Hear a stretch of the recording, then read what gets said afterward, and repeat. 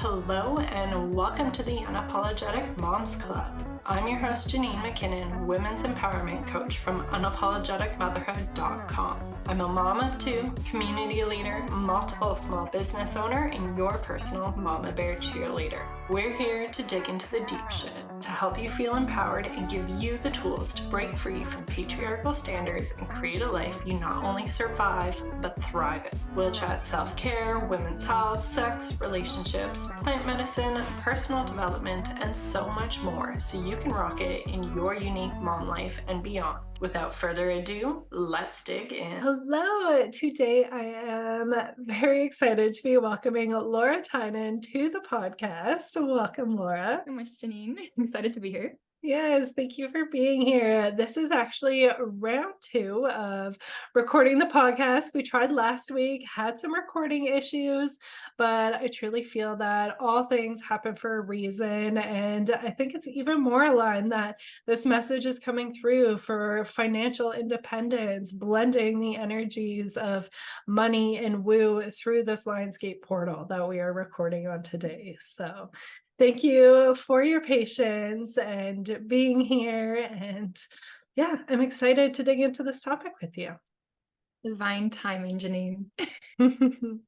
So without further ado, let's just dive right into it. I'd love it if you could share a little bit about who you are, what you do, and why you're so passionate about it. Oh my goodness. How long do we have?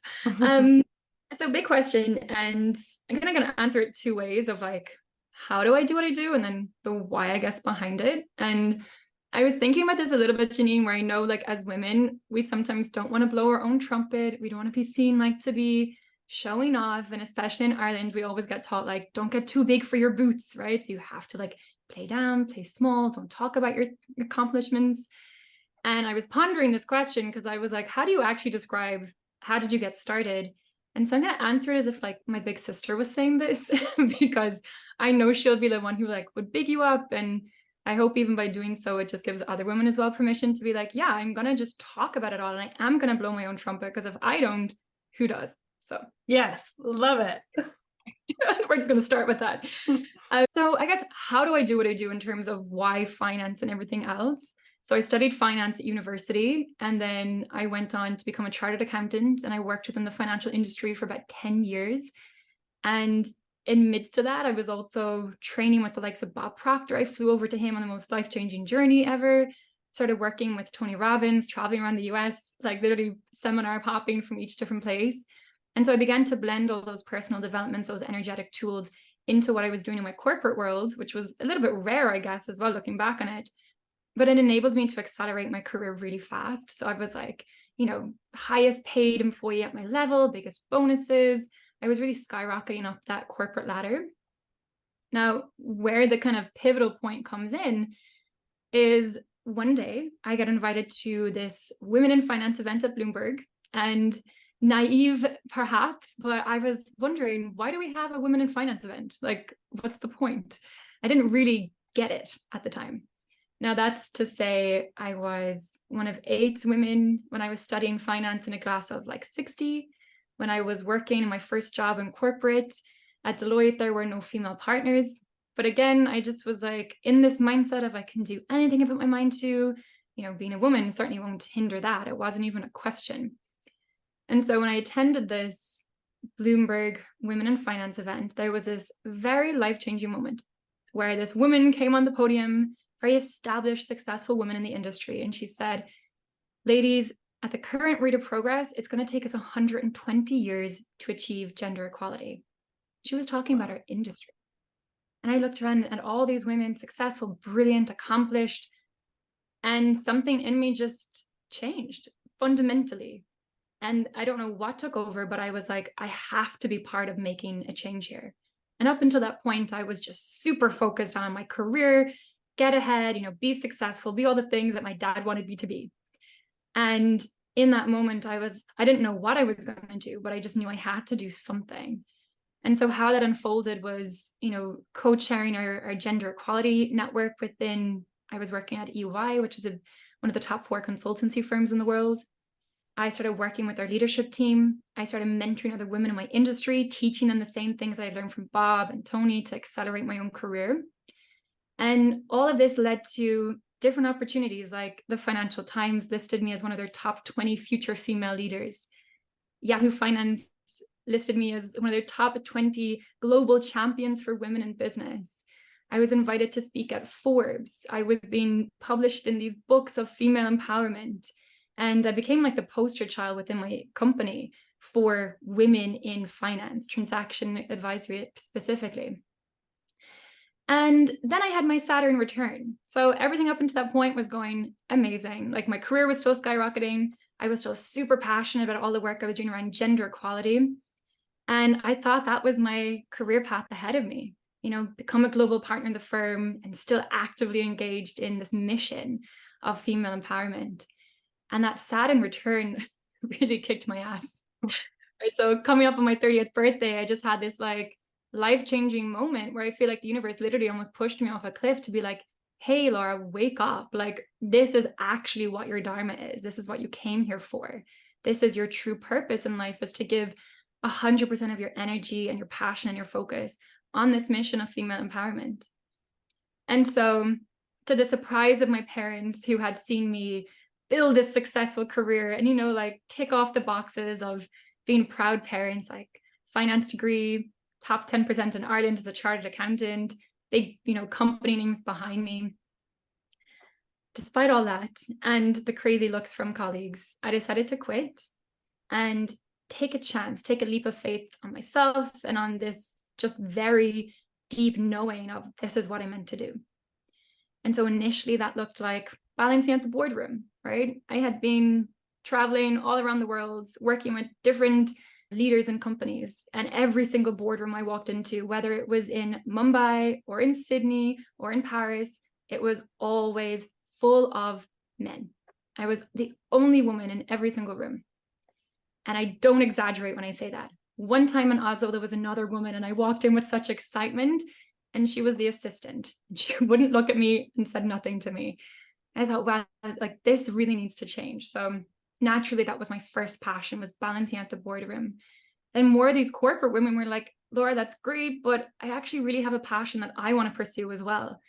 And so I was showing them, how did I do it? Like, how did I make that leap from corporate employee, high achieving, to actually starting your own business, taking a bet on yourself, and what that looks like when you don't have a big brand name behind you, a big company name. And one of the really shocking things that I began to realize was that when these women were making more money in their business and when they were managing their money, not one woman I spoke to was investing. At best, they were saving. At best. Many, even though they were successful, were still living kind of paycheck to paycheck, like no plan for the future. And this became really apparent for me when I began to look at the history of women in money, when I began to speak to more of my friends. I began to realize that really there was actually this massive gap for where me, someone who's so passionate about female empowerment, if I'm not focusing specifically on female financial empowerment, I'm actually missing the whole point. Because in our world, finances, money, it is power. It's power to go do what you want to do, or it's power to walk away from what no longer serves you. And that realization created another pivotal moment in my life where I realized the opportunity for me to actually take this vast amount of experience and knowledge that I had and merge it with all the beauty of the woo that had enabled me to create like the accelerated success and all these things, and merge them together into what today is called the Witch of Wall Street. So that's like the how I got to where I am. And the why is deeply personal, because money is as much about our emotions as anything else, right? We have a very distinct relationship with money, just like we have with anybody else in our life. And our relationship with money is also tied up in our emotions, in our history, in how our family was, in the neighborhood we were brought up in. It's so intrinsically linked to all these things from our past. And for me in my journey, when I began to reflect back, I realized if I hadn't been saving, if I hadn't been investing, where actually would I be? Because there were moments where relationships went sour. And it was only by having the financial independence myself, I could walk away from that. There were moments where my family really needed support. And me, despite being the youngest, given my background, actually had the ability to step in financially and support them. There were so many moments when I looked back and realized if it wasn't for money, and we can, people demonize it, people say, oh, it's just too materialistic if you're only focused on money. But the very real reality is that if without money, without that financial independence and power, I really worry where I would be and where members of my family would be as well. And so, of course, the why is more than one singular moment. The how is more than one singular moment. But for me, as much as this makes sense for me to do what I'm doing, even when I look at my astrology chart, it's there working with women around money. There's also this like deeply personal thing of I would fear where I might be, and I would never want any woman to be in a situation that is either toxic, dangerous, or just limiting on their life because of this thing called money that actually, when we figure it out, it's pretty easy. So that's my slightly long answer to who I am, why I do what I do, and why I'm so passionate about it. I love it. And what a great note to finish it on too, is that it can be easy, that anyone can do this. And you've just gone through such a journey. It's so interesting to hear about, like, throughout building your career, flying all over the world, being a part of all of these boardrooms. Like, that's a life only a few people live, and being able to work with Bob Proctor and Tony Robbins. And then to take everything that you learned and really feel called to your Dharma, and to shift, to pivot, to do something different. Like, that is a huge move, and that's really commendable for you to do that. And that's something that ties in so much to what I like to share about, is really tuning into your inner essence and being unapologetic about it. And I think you are so great with doing that and with supporting women, and you really show all the different ways that financial independence, financial freedom really is important. It impacts us, it impacts our families, it impacts the life we lead. And another component that you didn't touch on yet at this point that is really true for me is how that financial freedom, we can vote with our money too. So that ties into that power piece that you touched on, right? Yeah, there's so much goodness in that. So I'd love to hear, you were so great at talking about the history of women in finance. And I think it sets a really good foundation to see how not so distant of a history a lot of these really big obstacles were, and that it really plays a part into, like, okay, it kind of makes sense why we are in the position we are. Like you touched on, it would be 120 years at that current pace. And so it's okay, realizing where we have been, where we're at, and how we can make that shift. So I'd love it if you could share a little bit more on that. Yes. Like, when we look at it, women are just on the wrong side of every gap, right? Whether it's the pay gap, the wealth gap, investing gap, the pension gap, any financial gap you're looking at, women are just on the wrong side of it. And there's a reason for that. And, I know you've heard me share about the history of these things before, but the whole point of sharing history, and again, from a manifestation point, I don't want to harp on it for too long with my community, because I'm like, we don't want to stay in this victim place that we were forced into. However, women also feel really bad that they're not better with money. And they're like, why don't I know this? Why haven't I been better? And they have these beliefs that men are just naturally, inherently better with money than they are. And it's complete BS, right? The reality is, when we look back at history, it was very, very strategic in a sense, of this patriarchal society that we're in, that women were not allowed to be good with money. And I have some like really fascinating dates here, because I write them out so I don't butcher the dates on them, just to give women an understanding of, like, a lot of the financial freedoms that we just take for granted today are, as you said, so recent. And so maybe we give ourselves a break, and then maybe we say, okay, well, the most feminist thing I can do is actually take back my own financial power and do something about it. So if we look at things like 1884, I know it feels a long time ago, but seriously, it's like a century ago. It was only then that women in Australia and New Zealand were even able to control property. Right? So it's only about like a couple of generations. Sorry, That was 1884 and 1984. 1884. Okay. It was 1900 in the US, 1922 in the UK, 1956 in India that women could actually control property. In 1976, women in Ireland could have finally owned their own homes. So that was like just a couple of years before my sister was born. Yeah. We're looking at the 1960s, so much more recent. But women were only able to open up bank accounts, get credit cards, get mortgages. And in 1974, Janine, could a woman have a credit card in her name without a male cosigner? Like 1974, right? 1988, women in the US could get a business loan without a male cosigner, which when you look at the state of female entrepreneurship, yes, maybe not, it isn't where we want it to be, but at the same time, the amount of credit we have to give female entrepreneurs and founders, when you think of it really was not set up for women to thrive within the entrepreneurship's 2021, right? More recently. So women tell me all the time, the financial industry just feels really male dominated. And I'm like, because it is. And, I was a member of an organization called 100 Women in Finance, which is a global organization. And their mission was really to support more women get into the financial industry, right? From a very young age, get girls interested in maths, interested in business, because there's this massive drop off for teenage girls. And so we still see like the financial advisors, it's only 31% are women.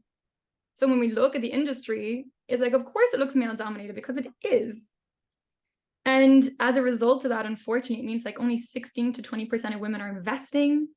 There was a study done by the Federal Reserve in the US that found women hold only about 44 cents for every dollar of wealth that men have.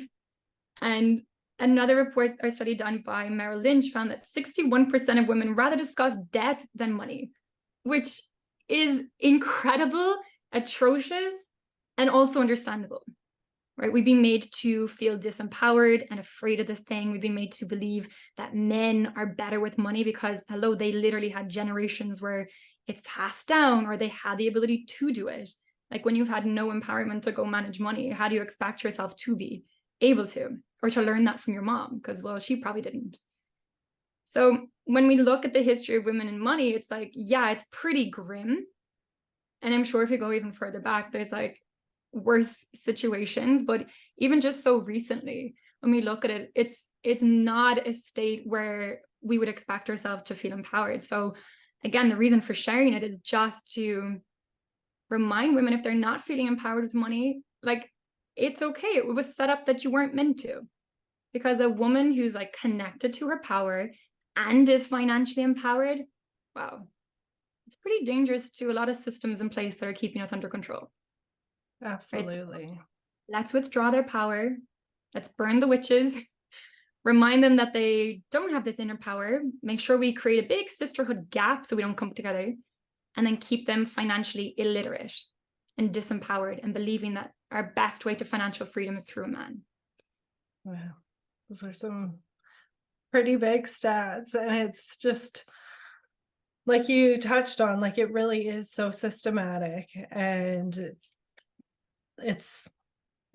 it's not our fault why things are the way they're at. It's being very planned through many different stages. And this is very recent. Like this is our mom's generation only being able to begin having access to credit cards and things like that. So it makes sense that financial education wasn't passed down to us in the same way as it was as men, like you had touched on. And so that's why it's really motivating for me to have these conversations with you, and why I love you spreading the message that you are, because we can take this power into our own hands. Like you said, take this financial power and create this new narrative for ourselves, for the people within our world, our friends, and our family. Oh my God, 100%. And I hope just like by listening to that your community, the amazing women in your group, like feel that sense of fire in their belly to be like, okay, wait, so literally I wasn't even allowed to do this. Now I want to know about it more, right? Because it's the biggest like virtual FU to like our system or whatever patriarchy you want to look at and be like, no, I'm taking back this power. Yes. And 100%. And I was having this conversation with my mom being like, was this the case in Ireland? Like you really couldn't even have a bank account in your name? And she had no idea. She was like, well, everything was in your dad's name. So I never really questioned it or never knew about it. And the flip side of it is like, yes, my dad was the financial breadwinner. my mom came from they left school at 16. My dad got a job. My mom, they started a family. So my mom was at home minding us. They didn't have any other option besides the super traditional gender roles, right, to take on. And when it came to the finances, like, my dad left school at 16. Where was he getting his financial education from? Mhm. And in his like somehow brilliance, decided to hire a financial advisor. And that didn't work out, because when we look at the state of the play for financial advisors, it's like so many people are being robbed in daylight because of the fees and the massive underperformance. And I want to make a distinction here, because I've seen this like back and forth argument on Instagram, what other women say this. Like, if you want to go to a financial planner and help them or get them to help you with like your taxes, or you have a massive income, like from, I don't know, an inheritance or a really big bonus, or there's some very specific, unique tax situations for you, or you're dealing with trusts or family dynamics or things like that, going to a financial planner or an advisor who can help you work on that specific project, and you pay a fee for that specific situation. Okay, awesome. Find out a proper financial fiduciary who's going to do that, who actually has your best interests in heart. However, when financial advisors are pitching themselves to, hey, you should invest through me and I'm going to manage your portfolio for your lifetime, that is where I have a massive issue. And this is really one of the key reasons I want to empower and educate women as well, to actually realize you can do this yourself. You're likely going to outperform whatever this financial advisor is telling you they can do. And you're going to save a ton on fees and taxes. And they're talking to you in a financial language that seems really complex for a reason, because they don't want you to know you can do it yourself. And so I'm grateful for my background that I can cut through a lot of the BS in the industry, that I understand what people are saying to me, because I've sat in the bank meetings with my parents and had bank, advisors in the best interest of my parents pitch things and talk around them in circles. And only because I'm there, I can call them out on it. Only because I'm there, I can challenge them on these things. And that is terrifying, because I look around those banks or whatever else, like think about your own parents or anyone, and you think, what about people who have no idea, who have no one watching out for them? Like, they're literally going to be taken to the laundry, and absolutely just taken advantage of in most situations. So just want to clarify, there's a lot of great financial planners, fiduciaries out there who can help you, but make it on a specific fee-based project or whatever the situation is, never percentage-based, because that is where it goes so unfortunately wrong. And I've seen the complete dark side of that, where all you can look at it to see as like daylight robbery, financial criminality, dressed in big brand names and overly complicated documents. And so that part is quite heartbreaking. Absolutely. And I'm so glad you touched on that, because I think kind of my personal story with like learning about finance and financial education is similar to a lot of others, where I didn't really have much in terms of financial education growing up. I received an allowance. I was taught to save half. My mindset with that felt like half my money was being stolen away from me. And so I definitely had some limiting beliefs I've had to work through with that. My parents tried their best. And then I got to a place where it was just duck my head in the sand. Get my credit cards, rack up debt, don't want to look at them, and I'm just going to keep doing my thing and just avoid it. Then kind of overcoming that, it's like, okay, I want to take back this power. Let's work through this, pay off the debt, learn about things, that sort of thing. And then it's learning about financial advisors, and there's these people that have the job to help me with this thing. I've had this bad track record with it. They know all the options. They can really help me. And having even spoken with some, like, the fees are huge, like the percentage-based ones. And there's some I was talking about where it was all front loaded, and it seemed like it was a really great idea, but then talking with my husband, he's like, no, do you understand like all these fees and how much we can do ourselves? So I just love that you're spreading that message, is that financial advisors aren't necessarily a need. They do have this complicated language that can make us feel like we need them and make us feel like we don't understand, but we can take back that power ourselves. We don't need that ongoing support forever for someone else to do it all. God, no. And I laugh when you say it almost because the financial language is there for a reason. It's there to gatekeep. Can you imagine if every single person was like taught how to save their money, how to manage it, and taught like what they need to actually just go and invest their own money, set up their pension, build their wealth?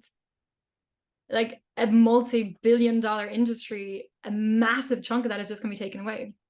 Yeah. So in whose interest is it to spread this information? Like there's a reason we don't learn this at school, right? Mhm. School is setting us up to be factory workers, basically. Yeah, absolutely.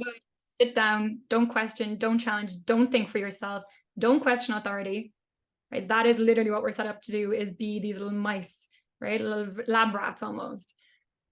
I always think like what the world would look like if women were connected to their power, their true inner power, right? This is the woo stuff I'm talking about, but to connected to their true inner power, and then we're financially powered in this physical world, who knew how to manage their money, who were never reliant on somebody else, whether that be a partner or a job or any system or structure that has the ability to control them. Like, what would that world look like?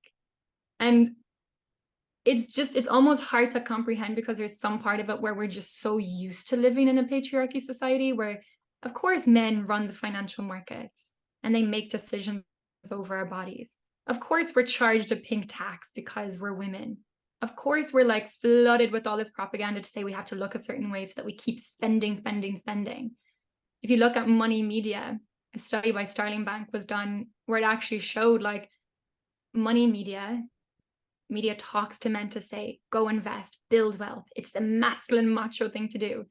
And it talks to women to say, save, be good, spend less. Here's the latest coupon hack, right? Spend less, right?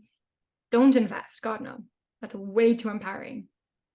And when you actually sit down and you look at it and you go, this belief that I even had to be rich to start investing is also BS. Like, I used to think that. As I said, I came from like a pretty humble family. We were good, it was loved, it was taken care of. But, you know, two parents leaving school at 16, dad got a trade and did his very best for us. And I'm so appreciative. But like, the idea of investing growing up was just like outrageous. It would be something we would laugh about. Like, oh yeah, as if that's just for the super rich people, you know, the very wealthy people, they invest. Because the idea of having like $100 or pounds to put aside and invest that, well, no, that's not possible. The idea of even having a financial advisor, to be honest, growing up just sounded outrageous. So I'm like, well, I'm not super rich, I'm not super wealthy. Why would I have a financial advisor? Why would I invest? Why would I even look into this? You're not taught, you're not educated, you're not made aware of it. So, you know, these things thankfully are changing. And you know, if it's the last thing I do in life, it's like this mission to create this awareness amongst women. And then as a result of that, amongst younger girls, like, oh my God, what difference we can make. So yeah, I'm not even sure where I was going with that point, but it's motivating to think what difference we can make by just through simple education and awareness. Absolutely. Like, if all the women we surround ourselves with and that they surround themselves, that ripple effect of having that financial empowerment and choosing how we support one another, where we're spending our money, where we're not spending our money, and taking that power away from those places as well. It creates huge shifts. Like sometimes, and we don't need to get into politics, but sometimes it feels like our vote doesn't have a huge impact. But where we might feel that way, our dollars can truly make a massive impact. And that's something we can vote with time and time again with how we're providing for ourselves, for our family, and those around us. So I'd like to dig in a little bit. You touched on the difference in marketing towards men versus women. And for women, it's a lot of like saving, coupon clipping, very like scarcity mindset. And like with the whole millennial narrative, like stop by your Starbucks coffee and avocado, just save that. And that's how you're going to get wealthy.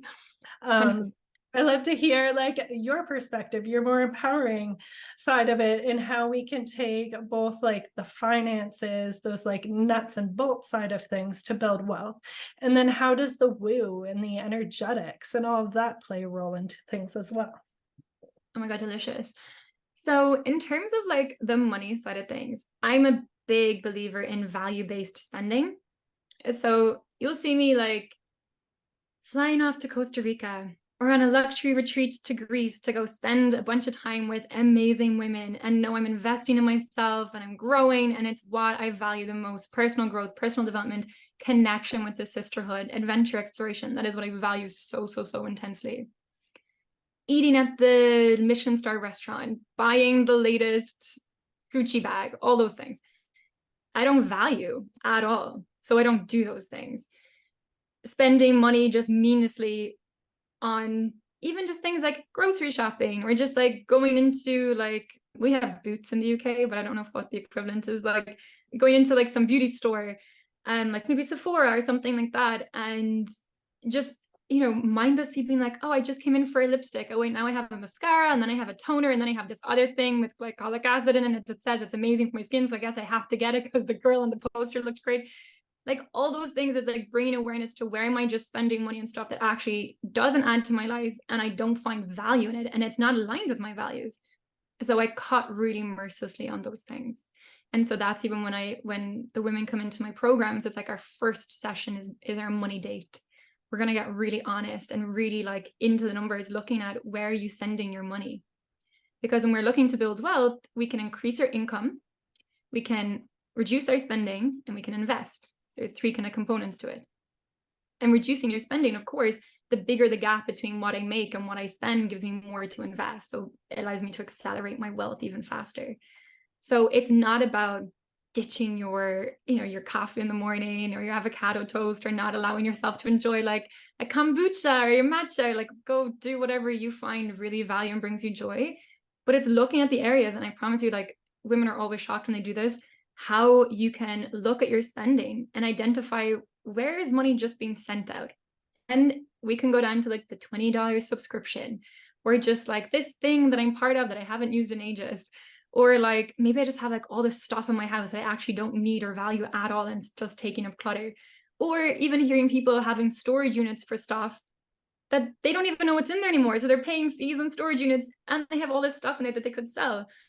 And so it's about just getting really honest with ourselves, because you mentioned it earlier about it, having your head stuck in the sand, and you're not alone because in the personal finance space, we call it the ostrich effect, where it's literally when an ostrich is in like fight or flight, they don't run, they bury their head in the sand and they hope it goes away. And unfortunately, it doesn't. When you come back up, the storage unit's still there, the debt's still there, and your finances are still not clear. And so step one is just being really honest with yourself and being like, well, what do I actually really value? And when I show women, like, even if you can source an extra $50, $100, $200 a month, let's just compound that out over the next 30 years and see what that would look like invested. And even with just those small tweaks of maybe, I don't really value going to that place every week, or maybe guilty, I don't need to go to the health store every Friday because it just makes me feel good and buy the latest thing from Peru, right? That's like 70 quid. Like maybe I don't need that. And when you start looking at, and anyone can do this, you literally just type in compound interest calculator on Google, put in, well, if I was to save an extra $200-$300 a month, or even $50, whatever, what would that look like over the next 20, 30 years? Just compounding at 10%, which is a very reasonable growth rate in the stock market. What would that look like? And that, when you look at the numbers, depending on what you've put in, is very motivating. And it makes you realize I actually don't need to be investing massive amounts to already know I can become a millionaire upon retirement. And that's shocking. Like, that's so shocking, because the idea of being a millionaire, it's like, whoa, like you're a millionaire. Like that was a word like we'd never heard growing up and where I'm from. Like someone's being a millionaire, that's like, you're just out of this world. But the ability to show women, hey, like just by realigning your spending, you can achieve that. And it's actually very simple. And that's before we even look at how do we increase your income, which of course is where the work around the woo stuff comes in, because as I said earlier, we have a relationship with money, right? So that relationship energetically, what our beliefs are about money, it impacts as well what jobs we take, what we say yes to, what we're willing to charge if you're a business owner, what you're willing to ask for, your self-worth, so all these things that we look at, and that's before even looking at the mystical magic of like abundance just flowing in from like unexpected places. Like there's also the very tangible stuff of like, are we asking for the raise? Are we negotiating? Because I never negotiated when I first started. I didn't think you could. I didn't think it was a thing. And I can be damn sure that the men walking into the same entry as me were. Absolutely. I never did. I was just very grateful that I got a job. Thank you. Very grateful for my salary. Be a good girl. Don't challenge things. Thank you very much. Be happy, smile. And so when we look at the whole kind of process of building wealth for women, first thing is money date, getting really clear. Where is my money coming in? Where am I sending it out? And is this really how I want to use my money? Which is energetics, right? And when you start to see where you have these energy leaks through money, it can make you feel more protective of it. And not in an ego grabbing way, but more like of a parental way of like, wait, this money has come into me as an exchange of value I've brought out into the world, of a service I've given the world. Wait, why am I just throwing it away to this place that I don't even know? That feels like really just energetically misaligned now. And so we start looking at that, you're like, oh no, I want to mind my money and I want to use it on things that I'm going to be joyous about, and actually be more careful on things that actually I don't align with, that maybe I'm just mindlessly spending because I had a bad day, or I felt bad, or someone on Instagram convinced me that I needed this new thing so I could look a certain way. So money date is number one. And then of course there's a piece around understanding the financial markets, understanding how you can set up your own tax sheltered accounts, opening up your investment account, and then actually doing the damn thing and putting your money to work for you. So that's the kind of the bubble, I suppose. I feel like I could talk for hours on it, but we'll just wrap it there, I suppose, in a bow. Yeah. First, it's so validating to know that there's a name for the ostrich effect, that it's so common for people to be in that place, that there's actually a name for it is really nice, in knowing that I'm not alone. There's lots of others that have been in that situation. And then going into that foundation that you touched on, the money date is something that has been so helpful for me. And I think it's something like as women, we can really get creative and play with. Like at first, when I heard money date, it was very much like what's coming in, what's coming out, do the spreadsheet. It's not the most enjoyable experience. And sometimes it's a part of our self-care that we truly just need to go through and do that and face the truth and look at things. And we can add more into it. We can slowly morph it into something that's really enjoyable for us. I like that you touched on kind of bringing in that mother archetype and being protective of certain things, and really bringing that relationship to that energetics of money. And we can have fun with it too. Like pour get your matcha or your wine or whatever it is that you prefer, get cozy, get snuggly, and it's truly a date. It's that relationship with our money, and we can have fun with it. Like I touched on our last recording, my next thing to do for my money date is my wallet. The zipper's broken off. And so now when I open the zipper, it's like hard to get into my wallet. So I have these feelings of frustration with it. I'm like, no, I want to fix this. I don't want to have those feelings, those energy into spending. So my next money date is I'm gonna make this really cute little zipper with probably add some rose quartz or something like that, or tiger's eye for abundance. So that way it's really cementing that good energy with spending, and then also doing kind of the more nuts and bolts spreadsheet, because there can be a balance. It's not necessarily one or the other. We can find a way of balancing it for ourselves and kind of playing with it and having fun. 100%. Honestly, we're almost wrapping up, but the most recent group within the Witches of Wall Street, on our first session of money dates, the witches really got into it, and it was the most thrilling thing. And I have to say, I was getting inspiration from them too. One woman was like, I'm dressing up in my gold outfit. Another one was doing a little cacao ceremony for herself. They were pulling oracle cards, and I was like, okay, I need to up my game with my money date. But it was just so playful, and this is the thing. It's exactly what you said. You can, yes, and sometimes you talk about finances and it's personal finances spreadsheets. It's oh God, I just feel no thanks. I'm going to find a million reasons not to. But when you make it playful and you make it fun and you realize, hey, this is a relationship with money, and it's so deeply intimate, our money is. And so it is a form of self-pleasure, self-protection. It's this time for you managing this thing, this energy that's flowing around you called money. Right? So it's just about shifting how we view it. And honestly, my money date's like one of my favorite things to do. Like I get such a buzz from it. And I'll go through my credit card and like the other thing about credit cards is like you can ring up your, this is why I love credit cards. I know it's not for everybody, but for me, it works really well. You got to be good with paying it back. That's the key thing. Like if you're not paying it back, then credit cards can be really financially dangerous. But the cool thing is you can call them up. Like I had a subscription come through that I didn't even know was still there. It was connected to a PayPal account that I don't even use anymore. I can't even get access to from a long time ago. And a subscription came through and it took out like £40, which not much money in the grand scheme of things. But I was like on my money date looking at this, being like, I don't want to send £40 to something I don't even use. I didn't even know it was coming out. Went on the company website. It was like no refunds, like point blank. So I called up my credit card company and was like, hey, I want to put in a dispute on this. Like I didn't know it was meant to come out and I want to cancel it. I don't use the service. And like, okay, we'll see what we can do. And then like the next, I think it was 2 days later, I saw the amount credited back. And that for me gave me such a buzz. I don't know if I'm just weird or not, but I was like, that's so cool because even if it's a small amount, it's still your money. It's still money that you in some way have provided a value or service or something into the world, whatever that looks like. So why not be that protective of it?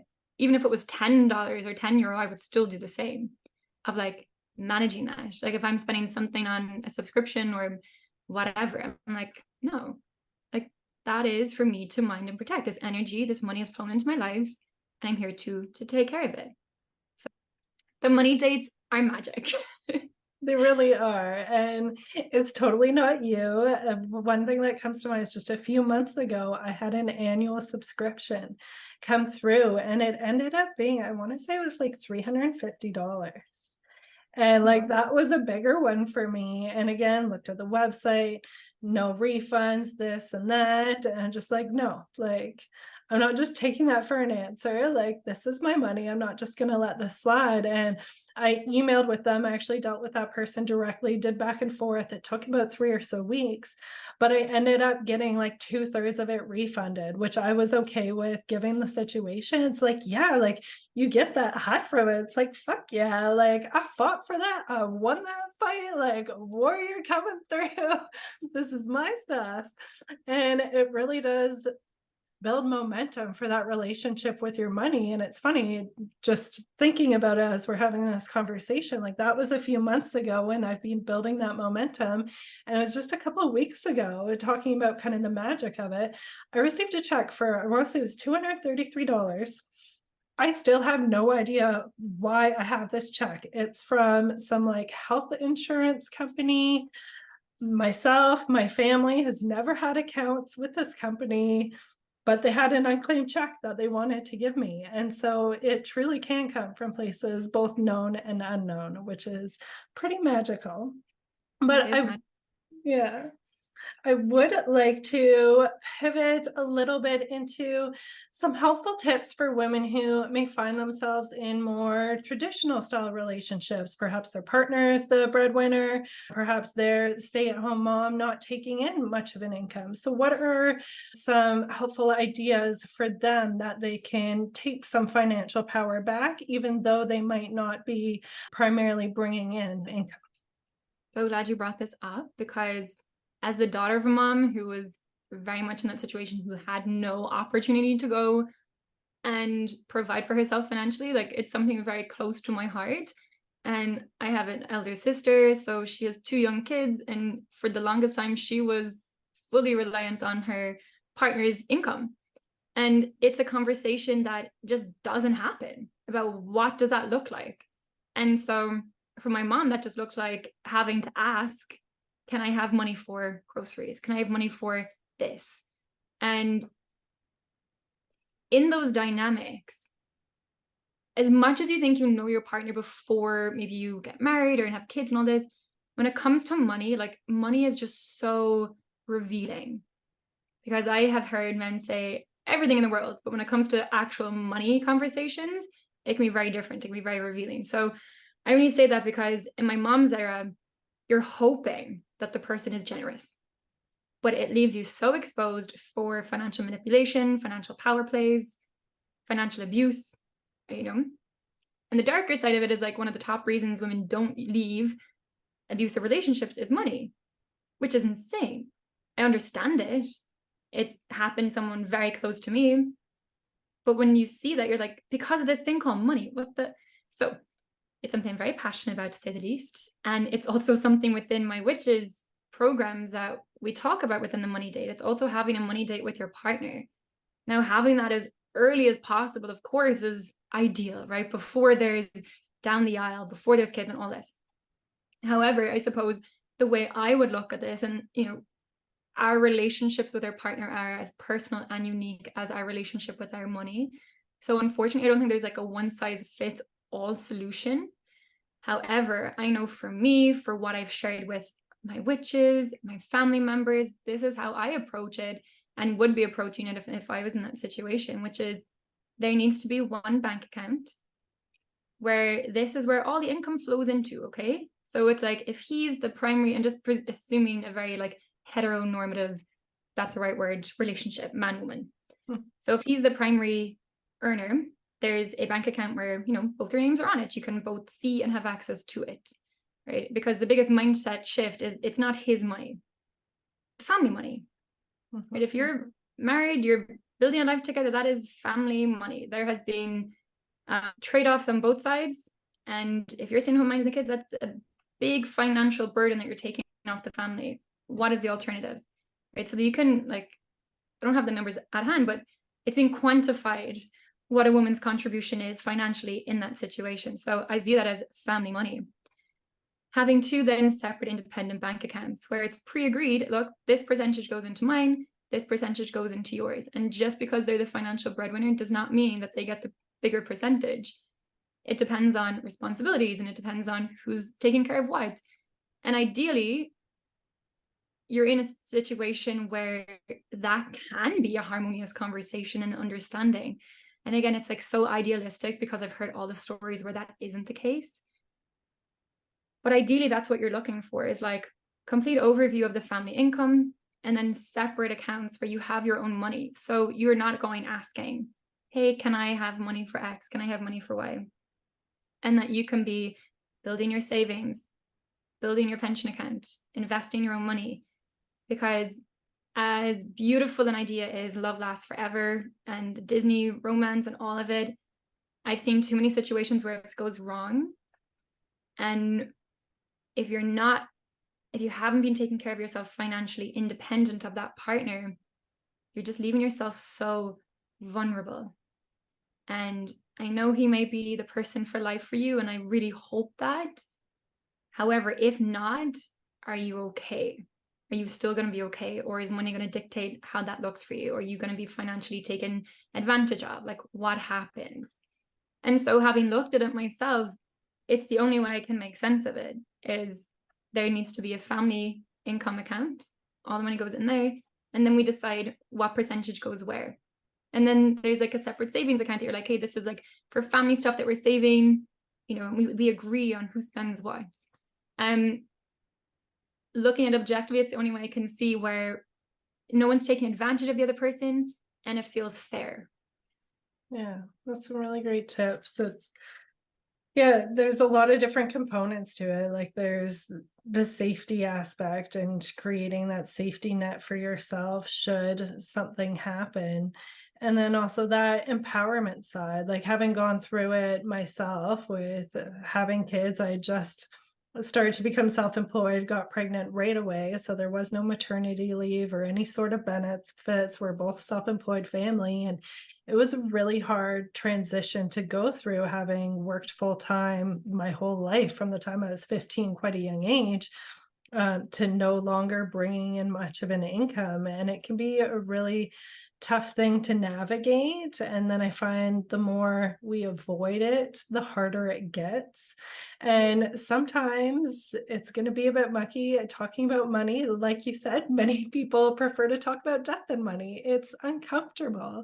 And sometimes it might not go the best way, but that doesn't mean we should shy away from it. Everything gets better with practice, with communication, with transparency. And when we can open up those conversations, get that ball moving, start to participate in different ways. Even just mentioning listening to this podcast, it's like, oh, what are we doing for investing? And kind of opening up a conversation that way can be so, so helpful. And it's a way we can take our power back without necessarily bringing in the income we may have previously to having kids. Yeah. And I know it's not a comfortable conversation. I have these conversations sometimes like really early in dating as well. And I know it's not normal for most people, but I'm like, if I can't get financially naked with someone, why am I getting physically naked with them? Like, why is that normalized, but having conversations about money isn't? Why have we Totally. made it? Like, why have we made taking my clothes off and like being intimate with this person? That's cool. That's not embarrassing. That's not a work word. But no, talking about money, God forbid.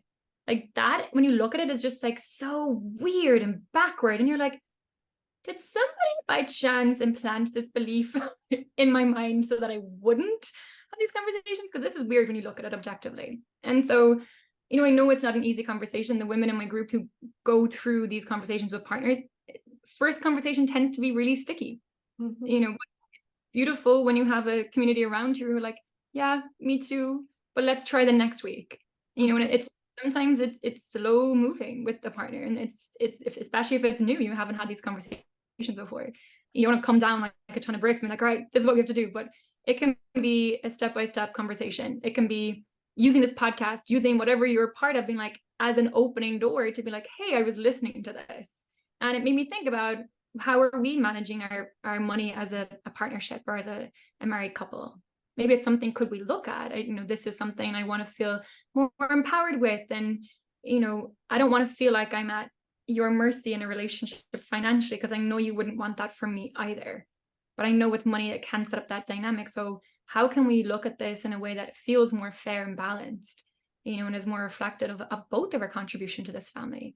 And so I found that, especially when the women in my group, they use that as an excuse to open the door. I'm like, hey, I'm in this program now, so can we like talk about this? And every relationship is different. So some are straight into it and are like completely financially naked with each other, and it's awesome and it works. Some not so much. But it's, as you said, it's having the uncomfortable conversation, because you rather have it now than when things hopefully don't, but if they do go sour, and then it becomes really vital. And I know I'm probably sounding like the most unromantic person with having these conversations. I try not to be. I'm very romantic. And however, I've just seen people too close to me, loving, thriving relationship, never got discussed, or was brought up, but then it was kind of dismissed or forgotten about. And then when it goes wrong, what happens when you're now a single mom and you have kids? Right? And we look at custody, we look at all these things. It impacts it. Your financial independence impacts all these things. And it's heartbreaking. So I just want to like ring that bell for like women.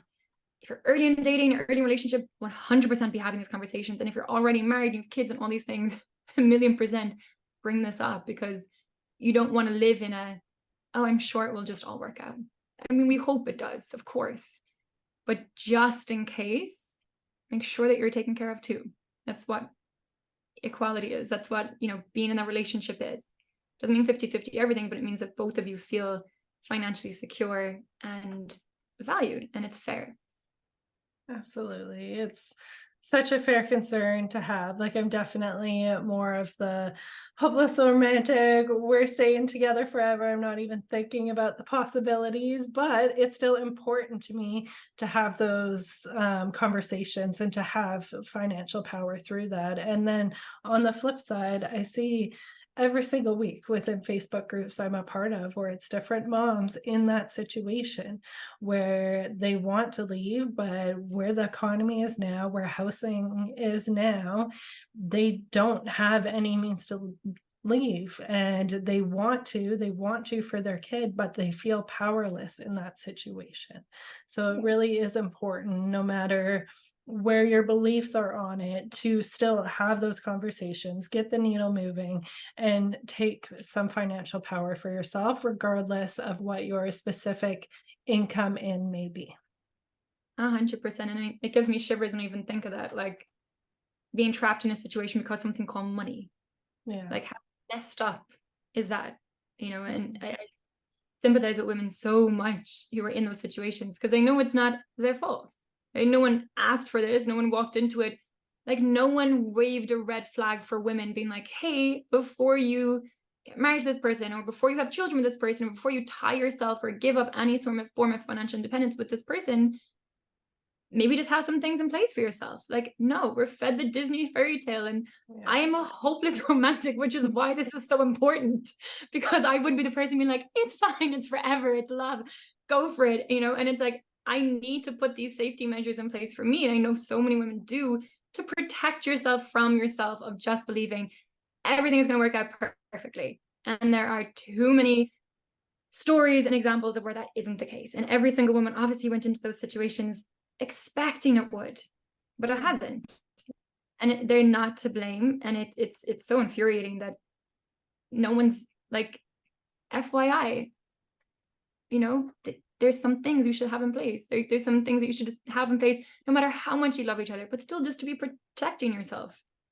Right? All the love in the world, amazing, but still just protect yourself. And even I see women super successful online and they're making tons of money, and I'll still hear them say, oh, my partner takes care of all the money though.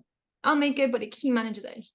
And I'm like, that's amazing that you have such a strong relationship, and it's so trusting and it's so loving and it's so strong there. But please, God, manage your own money, or at least have such a clear insight as to everything that's moving around. Never leave yourself, no matter how much money you're making, financially at the beckon to someone else who's managing it. And I say this also from experience. What I didn't mention earlier is I started my career in forensic accounting, and I worked a lot on settlement cases between partners, going through a divorce, and doing financial investigations, seeing where the one partner had hidden assets, because they think everything is going great. Why would I be keeping check on it? Everything's fine. And the man in literally every situation had been moving property, had been moving money, had been putting in different names, had been protecting themselves before they knew they were going to get divorced, or before they knew something was going to happen. So it's like, yes, I'm a hopeless romantic, and also assuming everything works out brilliantly, that's ideal. And then you still just have managed your money really well, and that's beautiful. And at the very least, bring yourselves together as a couple to make it even more trustworthy and transparent. And that's only going to add to your relationship if it's the right person that you're with. Yeah, I love that you added that in at the end too, because I do think having these conversations really does strengthen your relationship.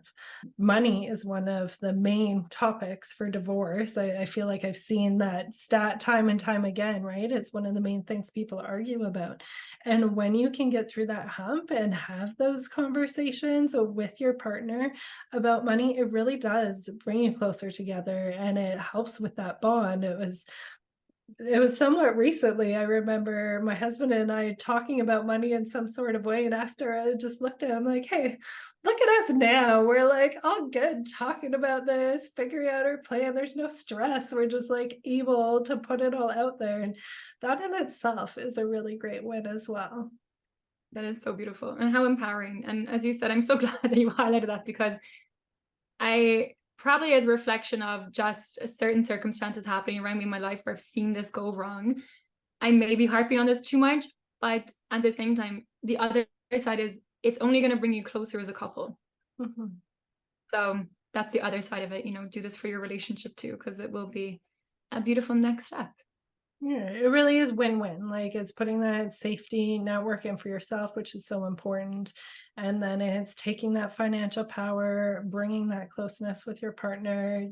It's win-win all around, I truly think.